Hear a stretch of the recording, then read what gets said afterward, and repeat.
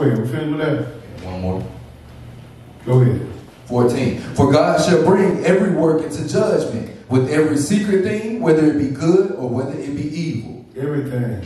Don't play with yourself. Just go ahead and work on it all. If it's evil, ask God to forgive you for it. You got to have it. Let me show you an example of a man who has God in honor. Numbers chapter 12. We'll start at verse 1. Sometimes the ones who know you the best will disrespect you the most. And believe me, when you do that to a man or a woman of God, pain got to come. You already checked your butt can cash. You have to be careful out here. Numbers chapter 15. We're going to start. Oh, excuse me, you're right. Numbers 12. Thank you. Numbers 12 and verse 1. Let's look at a brother and sister right here. Let's look at Moses and Miriam. Verse 1, go ahead. And Miriam and Aaron spake against Moses because of the Ethiopian woman whom he had married. For he had married an Ethiopian woman. Flat out, they disrespected Moses' wife. They disrespected him because he married an Ethiopian or African. Disrespect. Have you seen a lot of Israelites on the street now, they tell them you married a white woman, you were wrong. Moses married an Ethiopian woman. She ain't of Israel. Disrespected her. And believe me, when you disrespect the man of God wife, you disrespecting him. Go ahead. Verse 2. And they said, hath the Lord indeed spoken only by Moses?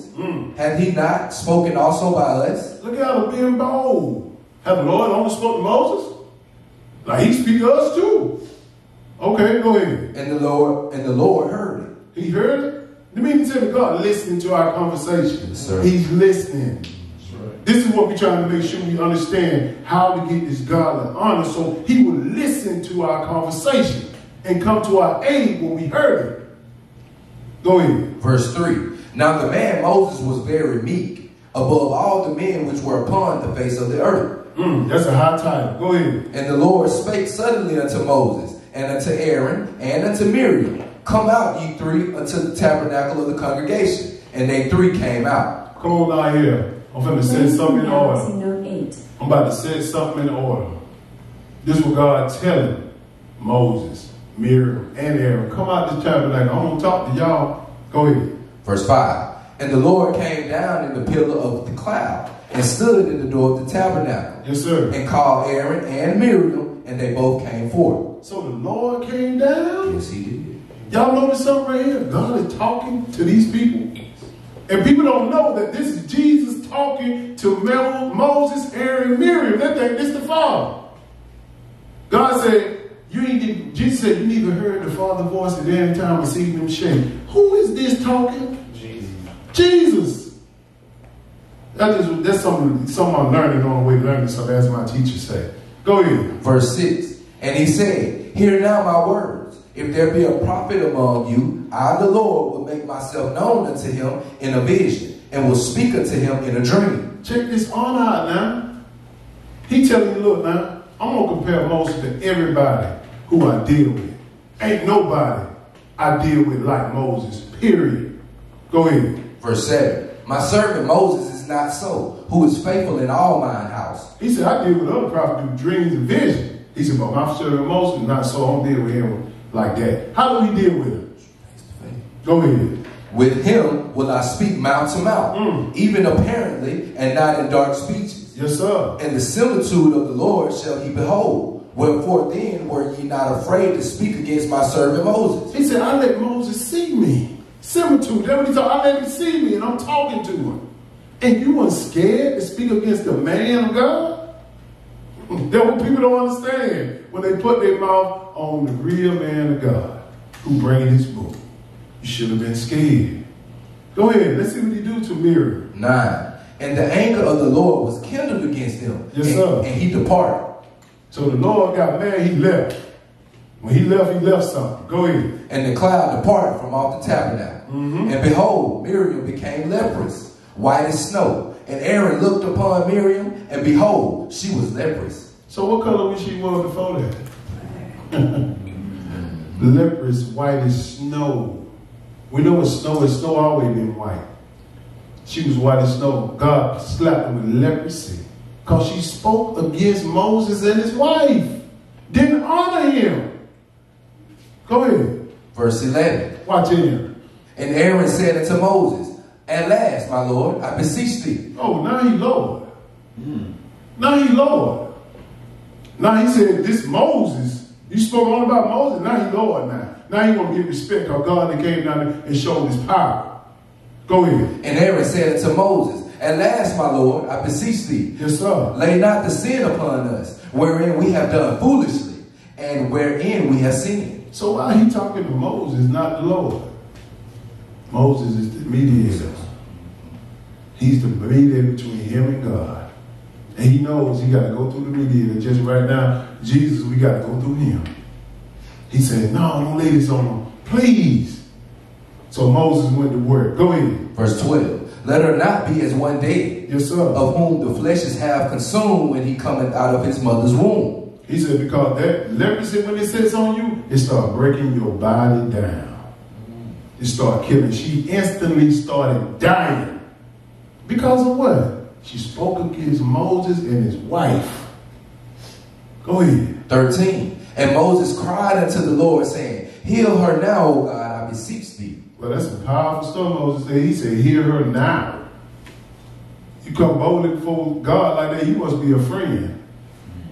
And then what God did, go ahead. And the Lord said unto Moses, If her father had but spit in her face, should she not be ashamed 7 days? Let her be shut out from the camp 7 days, and after that let her be received in again. He said, look, Moses, I ain't going to take it all right there. I'm going to let her suffer with it for 7 days. She's going to be unclean. She's going to feel this pain for 7 days. Then I'm going to lift it. But the man of God was honorable enough to God to come to him and take that off here. Miriam was dead. Dead. He said, this stuff don't hit you. We know when leprosy comes, that's an incurable disease. Go ahead. 15. And Miriam was shut out from the camp 7 days, and the people journeyed not till Miriam was brought in again. See, marriage is honorable. At first, Miriam started off disrespecting Moses' wife. Didn't honor him and who he chose. So God had to deal with her. Let's go to Hebrews chapter 13. This is how we obtain a godly honor. Moses feared God. He followed the book. He knew the book. He wrote the book.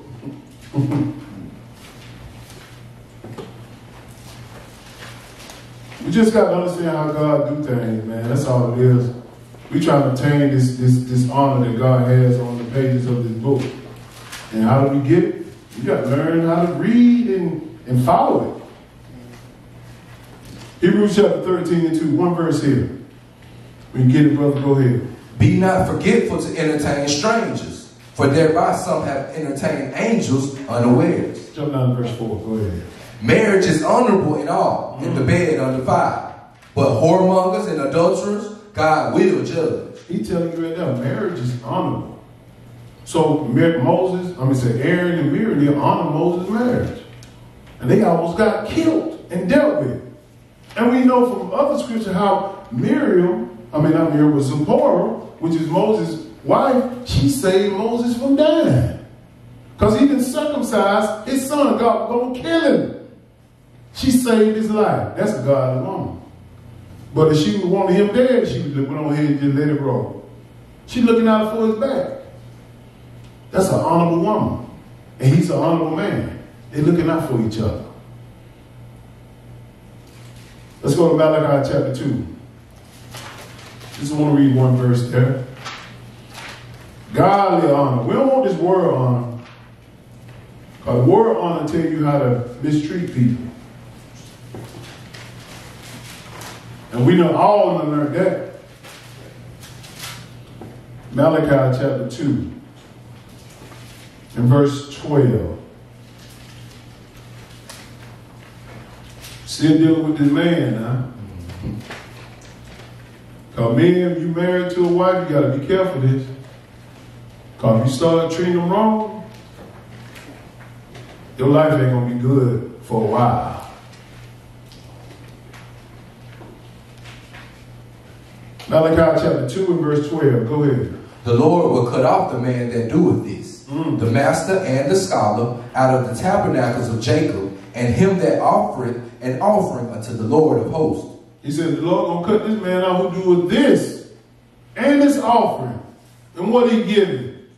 What is that? Go ahead. And this had he done again, covering the altar of the Lord with tears, with weeping, and with crying out, insomuch that he regardeth not the offering anymore, or receiveth it with good will at your hand. He said, this man right here, you're going to find this man is married. God is not regarding his offering or anything he's asking for or praying for. Why? Go ahead. 14. Yet ye say, wherefore? Because the Lord hath been witness between thee and the wife of thy youth, against whom thou hast dealt treacherously. Wait, meaning to tell the Lord is witnessing what a husband doing to his wife? He said, I don't hear you, buddy. If you treating this woman wrong, your wife wrong, I don't hear you. And some of us wonder why we're going through hard times in life. We can't get stuff. We can't do stuff right. And that kryptonite is right in your house, your wife. And also the husband too. If your wife treating the husband wrong, but we're dealing with the husband now treating the wife wrong. God said, I'm going to witness to you. I'm sitting there listening to you, how you talking to her. I'm sitting there listening to you, how you treating her. I'm sitting there looking at you abuse her, physically or mentally. I'm listening to all that. And you got nerve to come and ask me for something? No, but you can get that from me. That ain't honor. Or you're not honoring your wife or honoring your marriage.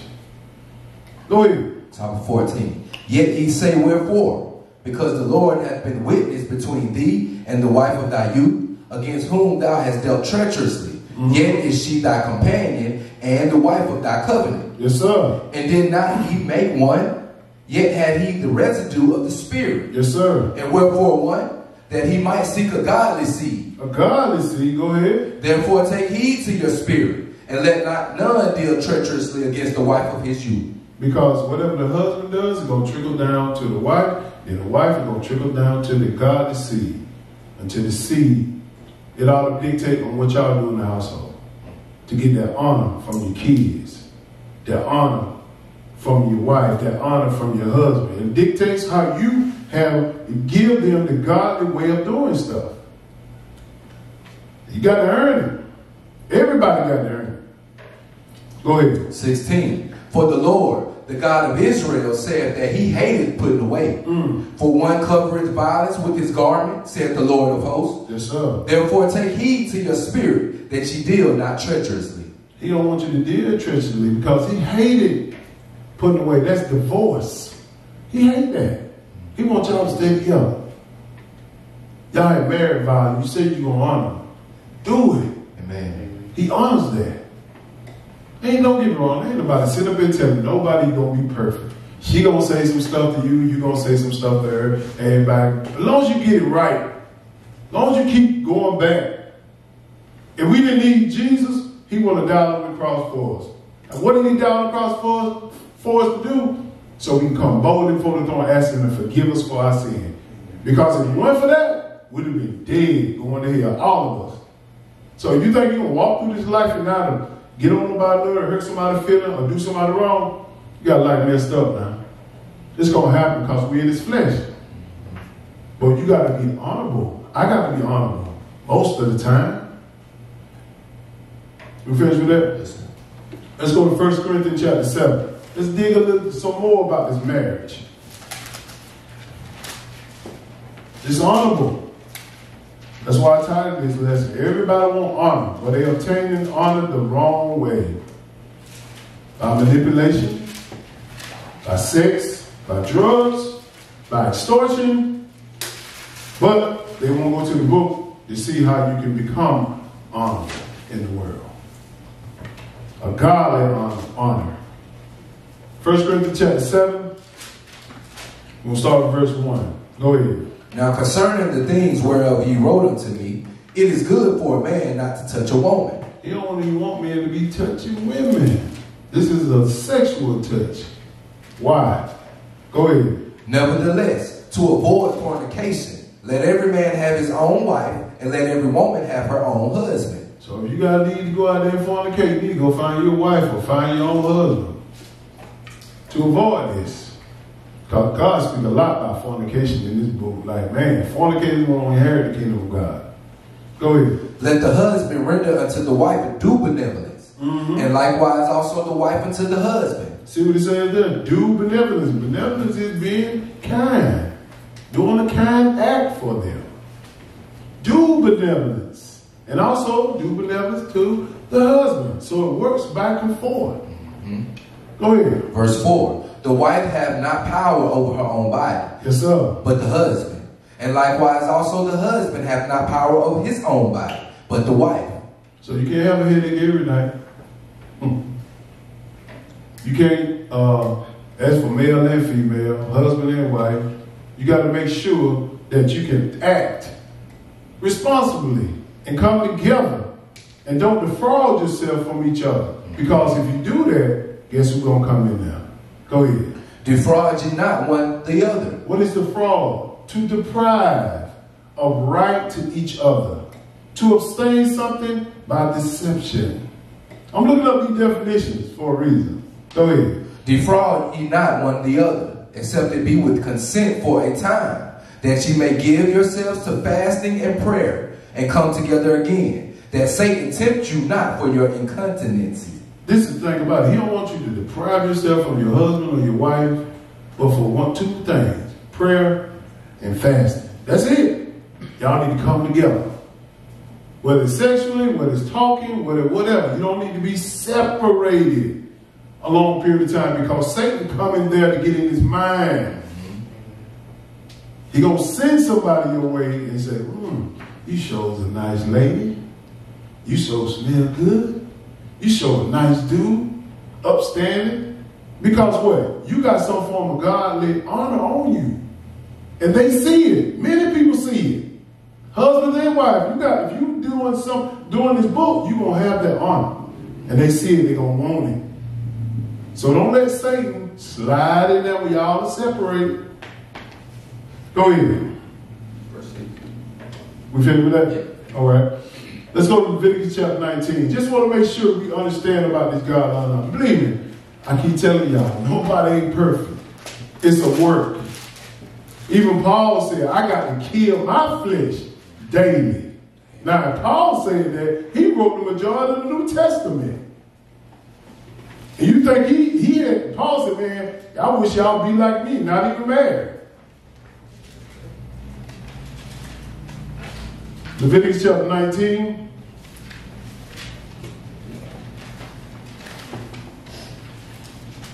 I'm going to show you some also who deserve honor.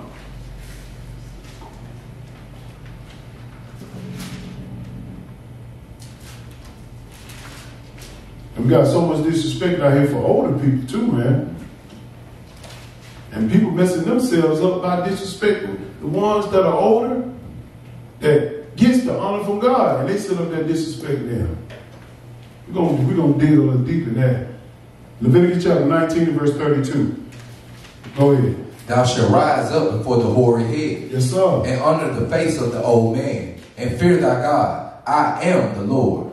When the older people, the elders, are talking, respect them, honor them.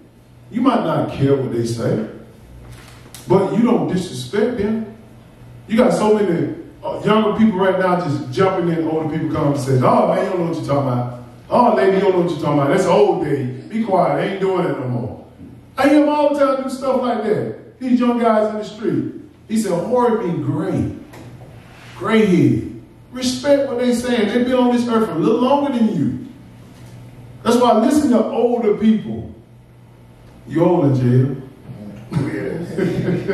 I listen to them. Older than me because they got certain types of wisdom that we need. They've been through some stuff.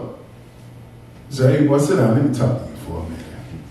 You going out of control right here. I done had many old men to pull me to the side. And I appreciate it.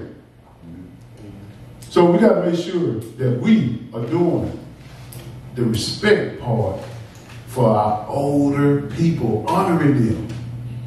Let me show you show you some kids that didn't honor an older man.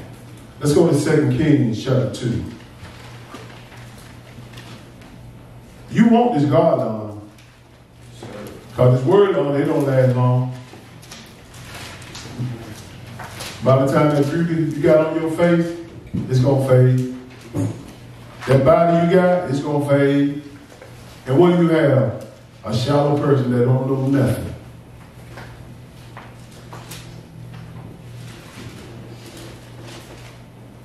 You want this God honor. 2 Kings chapter 2 and verse 9. Let's look at Elisha and Elijah. And learn something about honoring older people. Go ahead, verse 9. And it came to pass, when they were gone over, that Elijah said unto Elisha, Yes, sir. Ask what I shall do for thee, before I be taken away from thee. And Elisha said, I pray thee, let a double portion of thy spirit be upon me. We know Elisha was a prophet.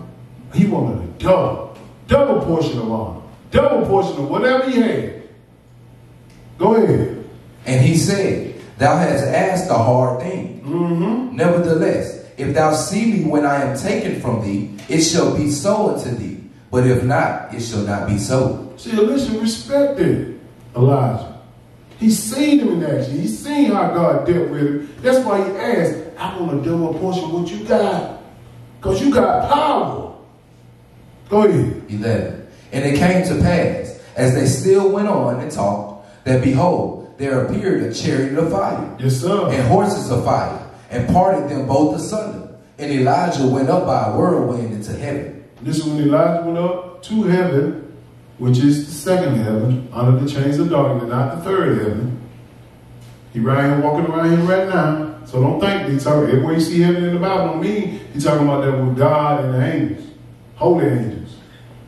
Go ahead. 12. And Elisha saw it, and he cried, my father, the chariot of Israel and the horsemen thereof. Yes, sir. And he saw him no more. And he took hold of his own clothes and rent them in two pieces. Go ahead. He took up also the mantle of Elijah that fell from him, and went back and stood by the bank of Jordan. So he was going up, them clothes fell off, and them clothes had a certain amount of power in them. Go ahead.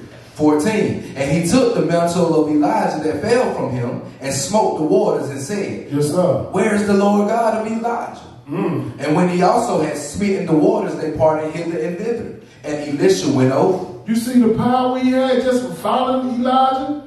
He said the waters he smit and they parted. He to put his hand on the water parted. He had that double portion. He had the power of God on him. Because he was an honorable man. Let me show you some people who've been dishonorable to this man. Jump down to verse 23. You got to be careful when you put your mouth on the man of God. And the woman of God too. I ain't leaving us out. Go ahead. And he went up from thence unto Bethel. Yes, sir. Bethel. And as he was going up by the way, there came forth little children out of the city and mocked him and said unto him, Go up, thou bald head. Go up, thou bald head. Blatant disrespect. Call the man bald head. Older guy. Disrespect. I hear people out here all the time disrespecting older people. And guess what? God will listen. What happened? Go ahead. And he turned back and looked on them and cursed them in the name of the Lord. And there came forth 2 she-bears out of the wood, and tell 42 children of them. Woo. God let 2 bears come out of the wood and kill them. Tear them. If I don't know what, if it's tear, kill, whatever, they hurt them. And you wonder why some kids are being hurt up off of disrespect to the older generation. Now honor their father and mother. All this, like this girl in Albany got killed. Over there off of guard. The mama told her not to get in the car with that dude. He calling out on Facebook Live saying, y'all gonna get me, y'all gotta come and get me. DJ came out with a gun and shot the whole car.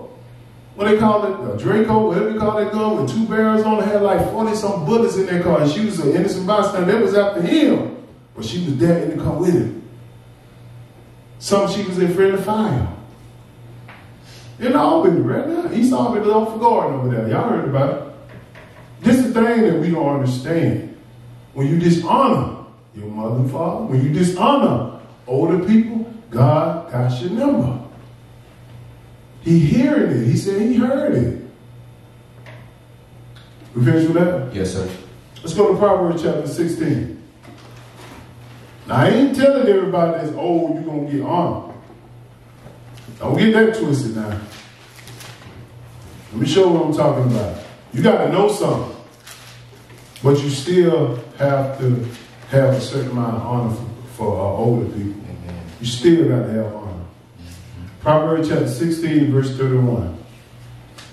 Because you got a lot of older people out here, they don't deserve honor at all. They're so crazy and out of it, man, it don't make no sense. And you wonder why their kids are acting the way they act. Because of them. Proverbs chapter 16, verse 31. Go ahead, brother. The hoary head is a crown of glory, if it be found in the way of righteousness. He said the gray head is a crown of righteousness, if it be found righteous. Mm-hmm. So are you found righteous? Gray-headed man or woman? Are you doing righteous stuff? This is what people got to understand. Just because you're old, that ain't saying that they're going to respect you or honor you. You got to give them something. Amen. Put something in them. Put the righteousness of God in them. Yes, this is the godly honor we're talking about. How you obtain it. Yes, sir. All right, let's go to Matthew chapter 18. Let's see what else God told us to honor. All right. Matthew 18. We'll start with verse 1. So we can understand all these examples and all of them stemming from honor. God honor. And this one at the top of the list. Go ahead, brother. At the same time came the disciples unto Jesus, saying, who is the greatest in the kingdom of heaven? Because they was having a discussion. Who the greatest in the kingdom of heaven? Lord, who the greatest? Go ahead, let's see who's the greatest. And Jesus called a little child unto him and set him in the midst of them. So he called his child and set him in the midst. Go ahead. And said, verily I say unto you, except ye be converted and become as little children, ye shall not enter into the kingdom of heaven. That is a great honor. Amen. Of a child. Except you be like this child now. God got his eyes on these children, believe it or not. I'm going to show you. Keep going. Verse 4. Whosoever therefore shall humble himself as this little child. Humble himself. Go ahead. The same is greatest in the kingdom of heaven. Because children haven't done nothing wrong. If they die before time, they have no sin. We, old heads, we got plenty of sin to answer for. Go ahead. Verse 5. And whoso shall receive one such little child in my name receiveth me. That's why I'm so attentive to little children. I like little children. And I try my best, if they come to shop, or if I deal with them, try to put some word of God in them if I got time to do that. And they ask them questions all the time. And it surprised me sometimes they have more questions than the grown-ups. Read that again. Verse 5. And whoso shall receive one such little child in my name receiveth me. See what he's saying? In my name. If a little child asks me something about God, I don't care if I got 50 people here, I'm stopping. I'm going to open the book and I'm going to tell them. Y'all see me do it. Whoever comes to the barbershop, y'all see me do it all the time. I'm going to stop and tell them. Because I understand how God see the little children. You know how some people say, oh, little children, get them out of the way, get them out of the way. No, they the greatest. Amen. They the greatest. They got more honor than us all. Go ahead. Verse 6. But whoso shall offend one of these little ones which believe in me, it were better for him that a millstone were hanged about his neck and that he would drown in the depth of the sea. God said, man, you hurt one of my little children. it's better for you to tie a stone around your neck and throw yourself in the sea and just watch yourself drown. Because what I'm going to do to you, you can't even imagine. And you got so many people don't know that.